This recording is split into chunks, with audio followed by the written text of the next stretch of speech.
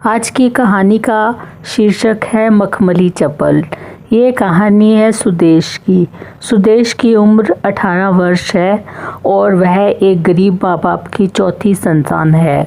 उससे बड़ी 3 बहनों की शादी हो चुकी है।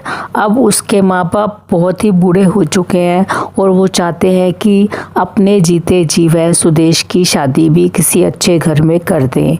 लेकिन बहुत कोशिशों के बाद भी उसके पिताजी को कोई अच्छा रिश्ता नहीं मिल रहा था। तभी किसी ने बताया कि उनके पड़ोस में ही हामिद नाम के एक व्यक्ति रहते हैं जिनकी उम्र 50 वर्ष है, लेकिन वह बहुत ही अमीर हैं। उनके घर नौकर चाकर, गाड़ियाँ, किसी चीज़ की कमी नहीं है। तो सुदेश के पिताजी ने जब उसके बारे में सुना तो सोचा कि इसमें कोई बुराई नहीं है, केवल आयु ही तो ज़्यादा है, मेरी बेटी वहाँ राज करेगी। सुदेश ने अभी अभी कॉलेज में एडमिशन लिया था और वह अपनी पढ़ाई पूरी करना चाहती थी, लेकिन उसके माँ बाप ने उसकी एक ना सुनी और उसकी शादी हामिद से कर दी। शादी के बाद जब सुदेश हामिद के घर गई तो उसने देखा कि घर बहुत ही सुंदर है, वहाँ नौकर चाकर, गाड़ियाँ, किसी चीज़ की कमी नहीं है। वह यह सब देखकर बड़ी खुश हुई। सारे नौकर चाकर सुदेश की बहुत सेवा करते थे, उसे सब कुछ बना बनाया मिलता था और कोई काम भी नहीं करना पड़ता था। हामिद भी सुदेश का बहुत ख्याल रखता था। हामिद ने सुदेश को बोला कि वह इस घर में पूरी तरह से आज़ाद है और वह पहले जैसे ही कॉलेज जा सकती है। जैसे वह पहले पढ़ाई करती थी वह अपनी पढ़ाई अभी भी कर सकती है। यह सुनकर सुदेश बड़ी खुश हुई। अब सुबह सुबह नौकर सारा काम करके सुदेश को उसका खाना पैक करके दे देते और ड्राइवर सुदेश को जाकर कॉलेज छोड़ आता और ले आता और वह बड़े खुश होकर रहने लगी। हामिद ने सुदेश को एक अलग कमरा सोने के लिए भी दे दिया और वह इस बात का पूरा ध्यान रखता कि वह ठीक से अपनी पढ़ाई कर सके। इस तरह से सुदेश वहाँ पर बड़ी खुश होकर रहने लगी। सुदेश को हाई हील यानी ऊंची एड़ी की चप्पल पहनने का बहुत शौक था। वह सारा दिन घर में भी ऊंची एड़ी की चप्पल पहनकर घूमती थी। उसकी चप्पल से ठक ठक की आवाज़ सारा दिन सारे कमरों में गूंजती रहती थी। इस तरह से सुदेश अपनी पढ़ाई करने लगी और वह अलग कमरे में ही सोती और हामिद उसकी हर इच्छा पूरी करने में लगा रहता। धीरे धीरे सुदेश को हामिद से प्यार होने लगा। वह सोचने लगी कि वह सिर्फ देखने में बूढ़ा है लेकिन उसका दिल कितना अच्छा है। वह मेरी हर बात का ध्यान रखता है और मुझे किसी चीज़ की कमी नहीं देता, लेकिन यह बात वह हामिद को बोल नहीं पाती थी। इस तरह से 3 वर्ष बीत गए और सुदेश की पढ़ाई पूरी हो गई। अब उसने सोचा कि वह हामिद को अपने दिल की बात बता देगी और उसे दिल से अपना पति स्वीकार करेगी। यह सोचते हुए वह सीढ़ियों से उतर रही थी, तभी अचानक उसका पैर फिसला और वह बहुत ज़ोर से गिर गई और उसके पैर में बहुत तेज़ मोच आ गई।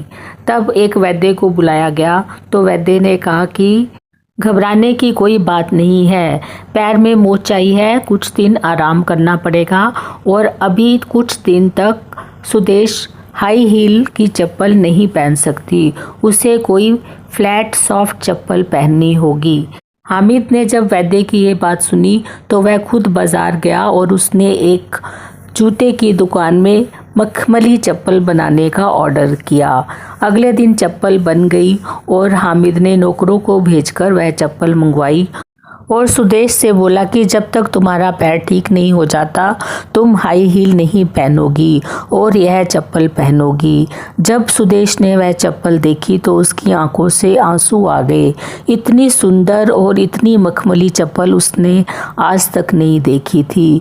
जब वह चप्पल उसने देखी तो उसके मन में हामिद के लिए और ज़्यादा इज्जत और प्यार उमड़ आया और उसने सोचा जैसे ही मेरा पैर ठीक हो जाएगा अब मैं हामिद को अपनी फीलिंग्स के बारे में सब कुछ सच सच बता दूंगी। अभी यह वह सब सोच ही रही थी, तभी घर के अंदर से बहुत तेज शोर की आवाज़ आई। जब सुदेश अंदर भागते हुए आई तो नौकरों ने बताया हामिद को बहुत तेज़ हार्ट अटैक आया है और हामिद की मृत्यु हो चुकी है। यह सुनकर सुदेश पूरी तरह से टूट चुकी थी और वह अपनी कोई भी बात हामिद से नहीं कर पाई। इस बात का उसे बहुत अफसोस था। अब सुदेश बहुत ही उदास रहने लगी। वह किसी से कोई बात नहीं करती थी, ना घर के बाहर जाती थी। जब सुदेश के माँ बाप तक ये बात पहुंची तो सुदेश के माँ बाप ने सुदेश को दूसरी शादी करने के लिए बोला, लेकिन सुदेश ने कहा कि अब वह कभी शादी नहीं करेगी और अपना पूरा जीवन हामिद की याद में ही बिताएगी। इसके बाद सारे नौकर सुदेश का बहुत ध्यान रखते और सुदेश घर में अकेले ही चुपचाप रहती। अब उसने हाई हील पहनना छोड़ दिया और उसी मखमली चप्पल में सारा दिन घर में रहती। एक दिन उसे अचानक किचन से कुछ आवाज़ आई।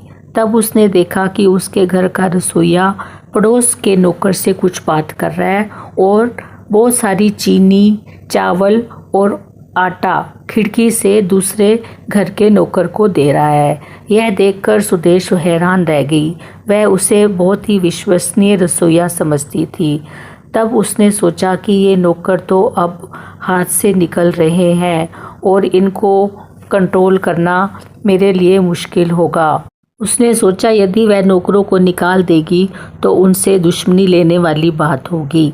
तब उसने एक प्लान बनाया और एक प्रॉपर्टी डीलर को बुलाकर पूरी की पूरी हवेली सामान सहित बेच दी और खुद सिर्फ वो मखमली चप्पल और कुछ कपड़े लेकर उस गांव से बहुत दूर चली गई और अपना जीवन अकेले ही हामिद की याद में बिताने लगी। इसलिए कहते हैं कि प्यार की कोई परिभाषा नहीं होती। प्यार उम्र, रूप, रंग कुछ नहीं देखता। तो ये थी आज की छोटी सी कहानी। आई होप आपको पसंद आई होगी। Thank you so much for watching the video.